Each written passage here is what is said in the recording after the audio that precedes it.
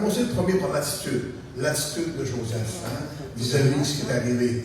Deuxièmement, je vais parler de l'abaissement. Il est abaissé dans le plus bas, je vous dirais, de sa vie. Okay? Ensuite, il y a eu l'attente. Okay? Il est en attente dans la prison, il fallait qu'il sorte de prison, tout ça.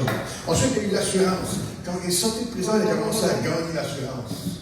Ensuite, on parlait de l'affranchissement. Il a été affranchi, il a été libéré par le Seigneur de la prison et par le Pharaon, en réalité. Ensuite, il y a eu l'absence. On parle, il a commencé à manquer son père, il a commencé à manquer ses frères, l'absence de ses frères et de son père. Okay? On regarde ça personnel à Joseph. Ensuite, il y a eu l'abandon. Il a fallu que Joseph s'abandonne complètement à lui. Okay? Complètement à lui. Ensuite, il y a eu l'agilité. L'agilité, ça veut dire habile, adroit, rapide. Okay? Il a été rapide, il a été agile, vraiment. Ensuite, aujourd'hui, on est rendu à l'accumulation. Et en commençant à lire le chapitre, vous allez voir de quelle accumulation que je parle, frère et soeur. J'aimerais ça qu'on puisse... ok, j'aimerais vous faire une petite histoire quand même auparavant. Je me souviens, lorsque j'étais à l'Institut public au collège, il y a beaucoup de choses que j'ai accumulées. J'étais nouveau, j'avais la tête de théologie, grosse de même, 3 ans de théologie, j'en avais du stock, ça sortait de partout. J'avais accumulé des choses, puis en même temps, je pense à mon épouse, par après, j'ai constaté 3 ans et demi après, que mon épouse avait tellement accumulé de choses, elle aussi, par rapport je dirais, à toutes mes sauts d'humeur, nos manques d'argent, notre pauvreté, ce chômage qui avait été refusé, en tout cas, plein d'affaires que je saute, mes enfants avaient accumulé plein d'affaires, puis mes enfants aussi avaient accumulé parce qu'ils devaient accumuler toutes mes fatigues, tous mes manques de sommeil, tout ce que je pouvais m'arriver de ma vie, ok? Et ensuite, par ça, je réalise que pendant toutes ces études-là, j'ai accumulé des années avant d'être ordonné pasteur. J'ai eu l'ordination. J'étais ordonné devant à peu près 1200 pasteurs à Toronto. Il y avait des gens qui me posaient les mains. Il y avait des bonhommes de 85, des messieurs de 85 ans avec la canne, des cheveux bien blancs qui m'imposaient les mains. Mais je me sentais comme à côté de la poule, je pleurais avec le pouce. Seigneur, j'ai accompli ce que je te demande. J'ai accumulé, frère et soeur. Et au bout de ce temps-là, j'ai pleuré, je pleure à la tête. J'ai dit, Seigneur, j'ai vraiment j'ai accompli ce que j'avais promis de faire. Ensuite, est-ce qu'il y a quelqu'un ici ce matin qui a accumulé du chagrin, de l'injustice? Il y en a pendant des années qui ont accumulé un chagrin énorme. Et non seulement des injustices pendant des années. Et frères et sœurs, je peux vous dire une chose. Peut-être que tu manques ton fils. Peut-être que ça fait des années que tu n'as pas vu ton fils. Peut-être que ça fait des années que tu n'as pas vu ta fille. Peut-être que ça fait des années que tu n'as pas rencontré ton père, ta mère. Mais je peux te dire une chose, frère, il y a tout. Dieu n'a pas de problème, mais il y a toujours des solutions à tes problèmes, par contre. Okay? Dieu est rempli de solutions. J'ai écouté l'année passée, j'avais raconté pour un monsieur et une madame, je pense, 15 ans, frère et sœur qui s'étaient rencontrés. L'année passée, j'ai écouté sur la télévision un monsieur de 80 ans qui n'avait pas vu sa sœur pendant 80 ans et nous. Il avait 97 ans, puis il avait 95, puis tu les voyais pleurer toutes les deux sur la télévision, puis c'était capotant de voir, j'en revenais pas. Tu savais comment ils ont des larmes encore dans le cœur de ces gens-là. Ils pleuraient après 80 ans d'absence. Frères et sœurs, l'accumulation de problèmes, de pensées, de stress, de fatigue, de manquement, de penser que jamais tu vas réussir, frères et sœurs. Et je vais vous dire une chose il y a moyen de s'en sortir. Okay? J'aimerais ça qu'on lit au chapitre 45 de la Genèse. Okay? On lit le chapitre au complet, je pense qu'il y a 27 versets, je ne suis pas sûr, là, mais ça va vite. Je le fais depuis le début, je m'en avais le droit. Alors on va lire le chapitre 45 de la Genèse. Au complet. Ça va bien. Ça va bien. Le chapitre 45 au complet de la Genèse. Quand je parle d'accumulation, professeur, gardez ensemble dans le contexte du chapitre que je lis, pourquoi je parle d'accumulation. Okay? On va partir le chapitre, vous allez comprendre. Vous allez comprendre en partant. Okay? Joseph ne pouvait plus se contenir devant tous ceux qui l'entouraient. Il s'écria, faites sortir tout le monde, et il ne resta personne avec Joseph quand il a dit connaître à ses frères. Il a seulement resté la famille. Il éleva la voix en pleurant. les Égyptiens l'entendirent et la maison du Pharaon l'entendit. Joseph dit à ses frères, je suis Joseph, mon père, dit-il encore, mais ses frères ne purent lui répondre car ils étaient troublés en sa présence. Joseph dit à ses frères, approchez-vous de moi, et ils s'approchèrent. Il dit, je suis Joseph, votre frère, que vous avez vendu pour être mené en Égypte. Maintenant, ne vous affligez pas et ne soyez pas fâchés de m'avoir vendu pour être conduit ici, car c'est pour vous sauver la vie que Dieu m'a envoyé devant vous. Voilà 2 ans que la famine est dans le pays, et pendant 5 années encore, il n'y aura ni labeur ni moisson. Dieu m'a envoyé devant vous pour vous faire subsister dans le pays et pour vous faire vivre par une grande délivrance. Ce n'est donc pas vous qui m'avez envoyé ici, mais c'est Dieu. Il m'a établi père de Pharaon, maître de toute de sa maison et gouverneur de tout le pays d'Égypte. Hâtez-vous de remonter auprès de mon père et vous lui direz ainsi à parler ton fils Joseph. Dieu m'a établi Seigneur de toute l'Égypte. Descends vers moi, ne tarde pas. Tu habiteras dans le pays de Goshen et tu seras près de moi, toi, tes fils, les fils de tes fils, tes brebis et tes bœufs et tout ce qui est à toi. Là, je te nourrirai car il y aura encore 5 années de famine. Et ainsi, tu ne périras point, toi, ta maison et tout ce qui est à toi. Vous voyez de vos yeux, et mon frère Benjamin voit de ses yeux que c'est moi-même qui vous parle. Racontez à mon père toute ma gloire en Égypte et tout ce que vous avez vu, et vous ferez descendre ici mon père au plus tôt. Il se jeta au cou de Benjamin, son frère, et il pleura. Et Benjamin pleura sur son cou. Il embrassa aussi tous ses frères en pleurant. Après quoi, ses frères s'entretenirent avec lui. Le bruit se répandit dans la maison de Pharaon, que les frères de Joseph étaient arrivés, ce qui fut agréable à Pharaon et à ses serviteurs. Pharaon dit à Joseph, toi, dis à tes frères, fais ceci, chargez vos bêtes et partez pour le pays de Canaan. Prenez votre père et vos familles et venez auprès de moi. Je vous donnerai ce qu'il y a de meilleur au pays d'Égypte et vous mangerez la graisse du pays. Tu as ordre de leur dire, faites ceci. Prenez donc le pays d'Égypte des chars pour vos enfants et pour vos femmes. Amenez vos pères et venez. Ne regrettez point ce qui vous laisserez, car ce qu'il y a de meilleur dans tout le pays d'Égypte sera pour vous. Les fils d'Israël, qui est Jacob, firent ainsi. Joseph leur donna des chars selon leur ordre de Pharaon. Il leur donna aussi des provisions pour la route. Il leur donna à toutes les vêtements de rechange et il donna à Benjamin 300 cycles d'argent et 5 vêtements de rechange. Il envoya à son père 10 ânes chargés de ce qu'il y avait de meilleur en Égypte et 10 ânes chargés de blé, de pain, de vivres pour son père pendant le voyage. Puis il congédia ses frères qui partirent et leur dit, ne vous querellez pas dans le chemin. Ils remontèrent de l'Égypte et ils arrivèrent dans le pays de Canaan auprès de Jacob leur père. Ils lui dirent, Joseph vit encore, et même c'est lui qui gouverne tout le pays d'Égypte. Mais le cœur de Jacob, Israël, son père, resta froid, parce qu'il ne les croyait pas. Ils lui rapportèrent toutes les paroles que Joseph nous avait dites. Il vit les chars que Joseph avait envoyés pour le transporter. C'est alors que l'esprit de Jacob, leur père, se ranima. Et Jacob, Israël, dit, c'est assez. Joseph, mon fils, vit encore. J'irai et je le verrai avant de mourir. Moi, je meurs. Amen, Seigneur. Merci de ta parole, notre Dieu. Tu es le roi des rois, le Seigneur des seigneurs. Alléluia. Ici, lorsqu'on parle d'accumulation, frères et sœurs, on va parler que Joseph en a assez. Joseph est surchargé de tout, je vous dirais, le fardeau et tous les problèmes qu'il a eus depuis les 20 dernières années. Ça fait 20 ans qu'il n'a pas vu son père. Ça fait 20 ans, possiblement que Benjamin n'était pas encore au monde lorsque Joseph a été vendu aux Israélites. Alors, qu'est-ce qui arrive ici? C'est que dans ce contexte ici, Jacob a assez accumulé de peine et de chagrin. Vous savez, le stress, ça cause le cholestérol dans les artères. Le stress, ça rétrécit les artères.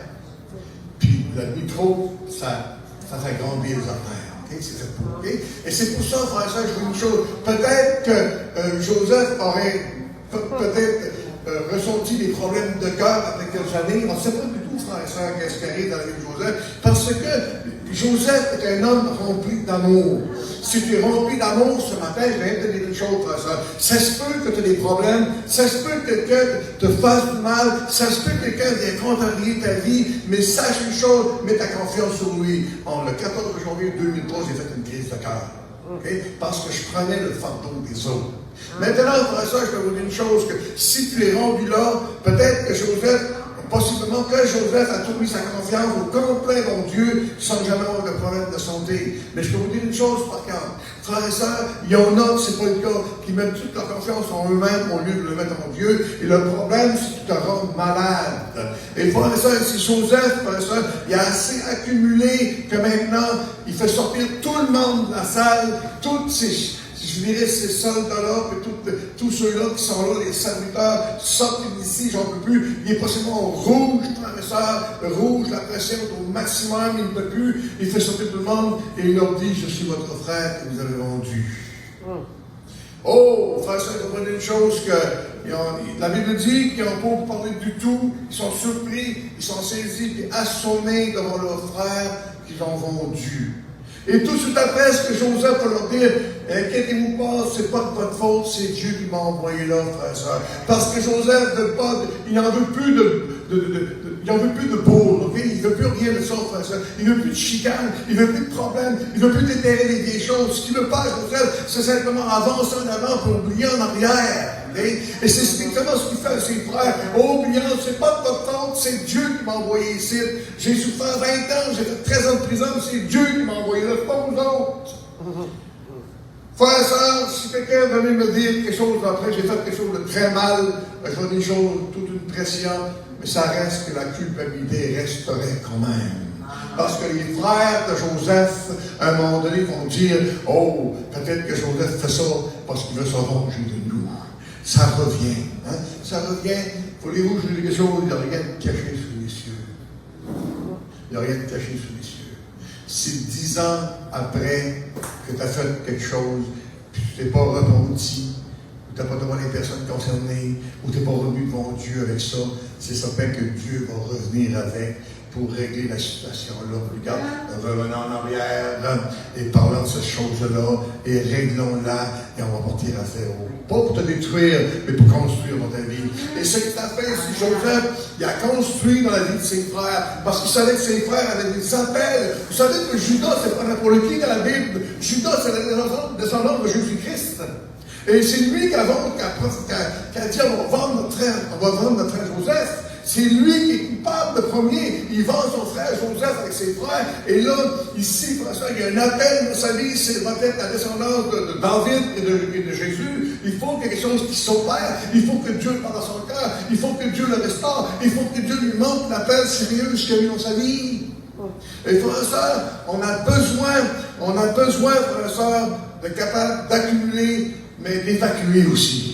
Hein? Après qu'on a accumulé, là, on en a assez, il faut que ça sorte de la bonne manière. Il faut que ça sorte selon Dieu. Il faut que tu consultes ton Seigneur et tu lui demandes comment que toi, tu devrais faire ça, frère et sœur.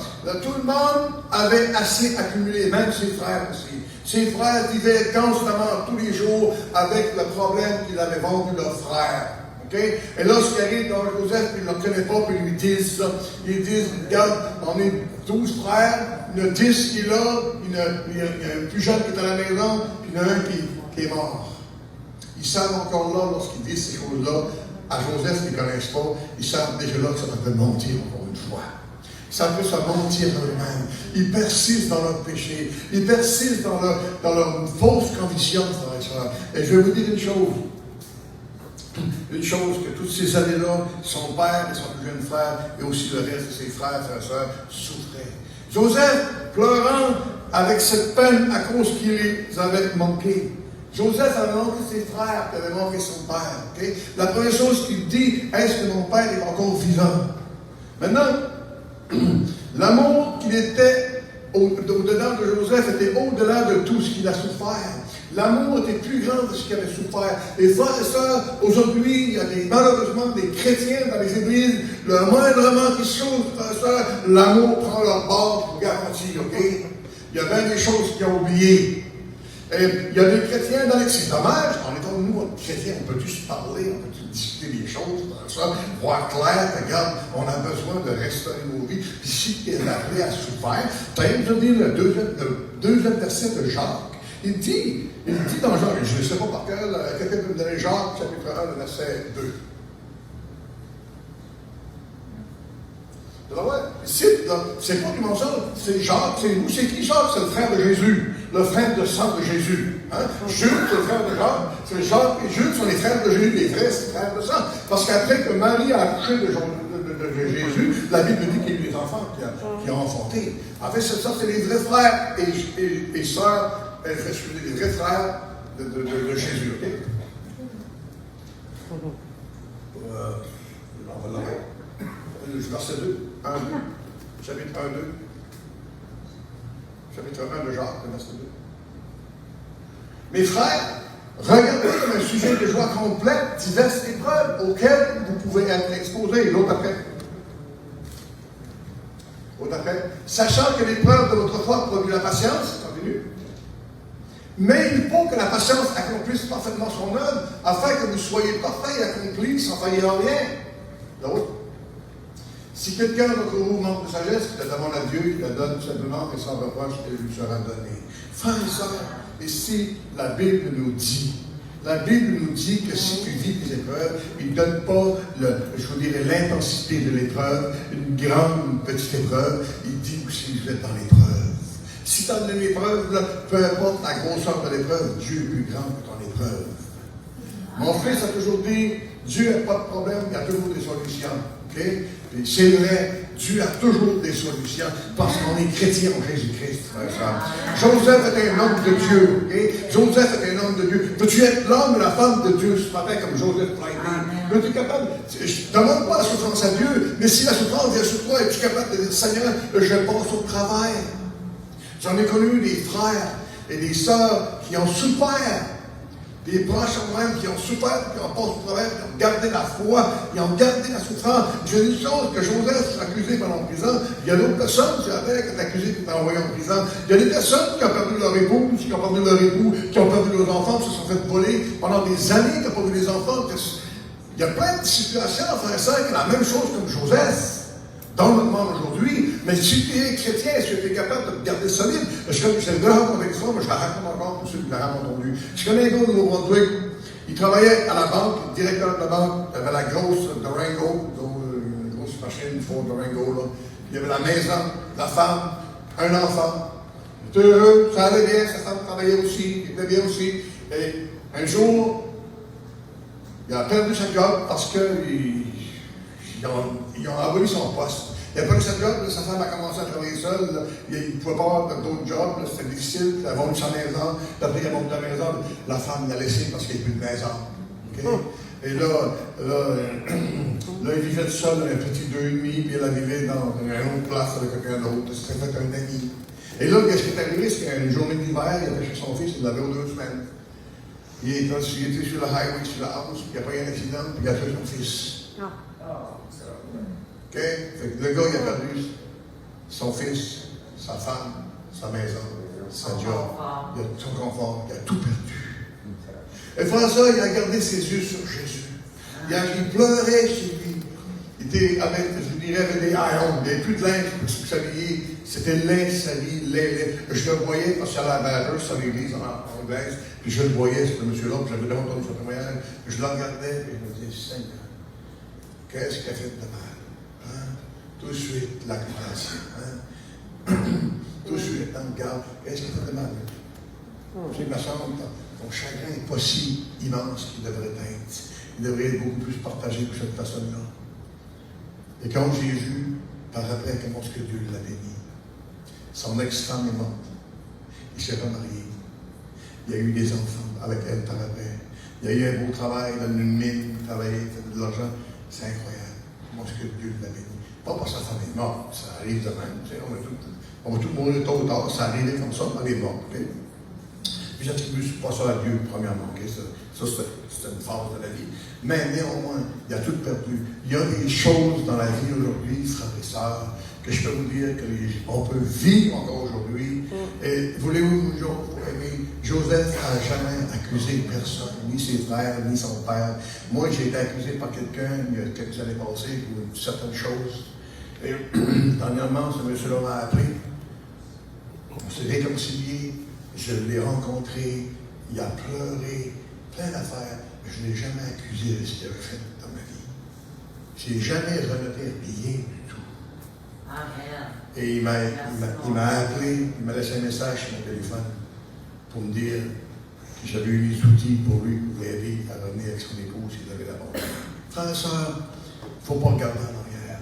Il ne faut pas commencer à pointer un qui pointe l'autre. Joseph n'a jamais pointé personne. Joseph, là, la seule chose qu'il pointait, c'est que Dieu est dans le bon sens. Pour dire, Dieu, tu m'as fait passer jusqu'à aujourd'hui. Je comprends pourquoi la famille n'est plus 2 ans dans le Persis. Puis mon père, mes frères s'en viennent parce que m'appelle mourir de faim.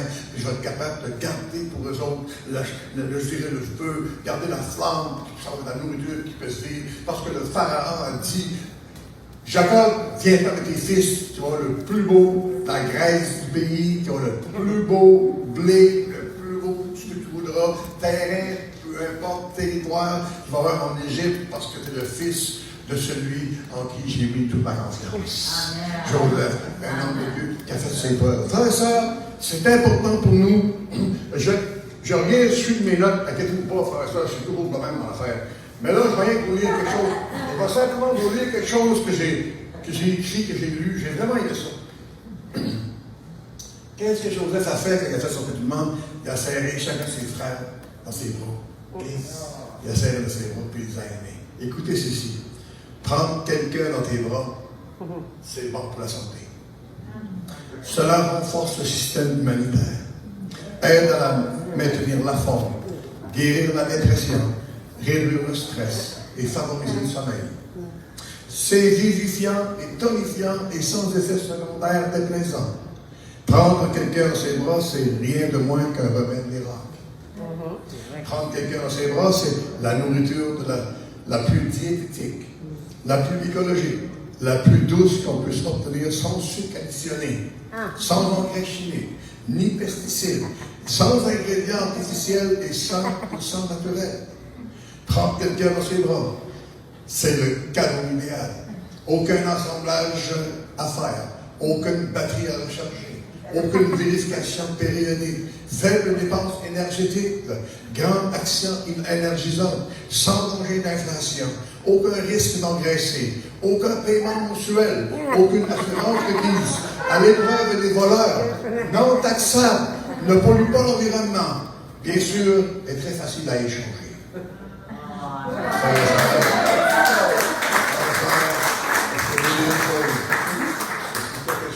Quelqu'un un jour va plus servir dans tes bras. Donne-lui l'amour qu'il a besoin. Pas pendant la COVID. Non, mais là, c'est exceptionnel. Donc, tu as accumulé, tu sais que tu as assez accumulé.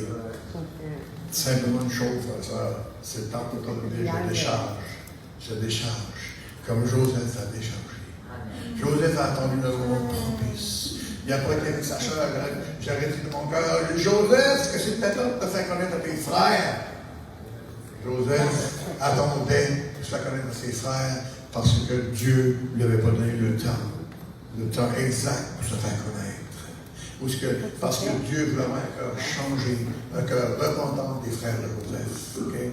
Et lorsque tu entends la repentance, et lorsque tu entends des gens qui regrettent les gestes qu'ils ont posés, frères et sœurs, qui deviennent devant toi comme des enfants. Vous savez que les frères de Joseph, qui étaient des criminels, sont devenus des victimes. Et c'est important pour nous, frères et sœurs, d'oublier ce qui est en arrière, comme Paul a dit, d'en garder ce qui est en avant. Parce que l'apôtre Paul a été laissé 3 fois comme mort. Puis il n'a jamais renoté à personne. Il n'a jamais renoté à personne, l'apôtre Paul, tu m'as fait ci, tu m'as fait ça. Mais je vais vous dire une chose, frère et sœur. L'apôtre Paul avait certainement lu l'histoire de Joseph. Et il avait appliqué la recette de Joseph dans sa vie. Et c'est important pour nous, frères et sœurs, d'être capable de se centrer, non sur nous-mêmes, mais de se centrer sur Dieu, pour que Dieu puisse nous donner la direction et que Dieu puisse protéger. Si tu es dans une Égypte, une place que tu n'es pas supposé être, ou tu es là parce que tu vas chercher ton bien, frère et soeur, si même si tu es là, Dieu va être capable, frère et soeur, de te donner ce que tu as besoin. Va te faire capable de te faire rencontrer ton Père que tu manques depuis des années. Même si tu vas dans une terre qui est une Égypte, tu as un frère, une soeur qui fait des années que tu n'as pas vu, Dieu sera capable, ça va que tu puisses les rencontrer et les voir, frère et soeur. Et je vais vous dire une chose. Il y a des histoires ici qui se passent, frère et soeur. Il y a des histoires telles qu'elles qui se passent sur la planète. Et Dieu donne la force à celui qui est capable de le prendre. Il ne donnera pas ses 13 ans ou ses 20 ans de séparation de son père à une personne, frère et soeur, qui n'est pas capable de le prendre et qui ne comprend pas la parole. Il faut que tu comprennes la parole. C'est pour ça que l'histoire de Joseph, frère et soeur, est une histoire longue, avec plein d'émotions, plein de sentiments, avec plein de choses, frère et soeur, qui nous conduisent à réaliser qui nous sommes en réalité et comment on devrait vivre et comment on devrait agir. Et c'est important pour nous, frère et soeur, de regarder les modèles de la parole de Dieu. C'est un modèle, Joseph. Ils disent qu'il n'y a pas grand défaut que tu peux trouver de Joseph. Assez vite de trouver un défaut. Moi, j'en ai un que j'ai trouvé, qui est un petit peu baveux quand il a ses frères, qui lui cantait ses cendres. Ça, c'était un petit problème qu'il y avait. Il n'y a pas grand-chose à dire de ce temps-là. Vous savez que même les théologiens font la lumière sur les Écritures, puis ils vont associer souvent Samuel, même Joseph à Jésus, par rapport à la marche de Joseph. C'est pas Jésus. Mais je vois une chose. Moi, quand tu deviens chrétien, je peux inclure une chose, que tu n'es pas censé de pécher, comme quand tu péchais dans le monde. Quand tu deviens chrétien, tu deviens un cœur comme Joseph. Tu considères les autres. Tu respectes les autres, tu acceptes. Puis si tu pognes des coups, remets-toi à ton Dieu comme Joseph s'est levé à son Dieu pour être capable de passer par-dessus, de passer au travers. Et frère, donne-nous ensemble.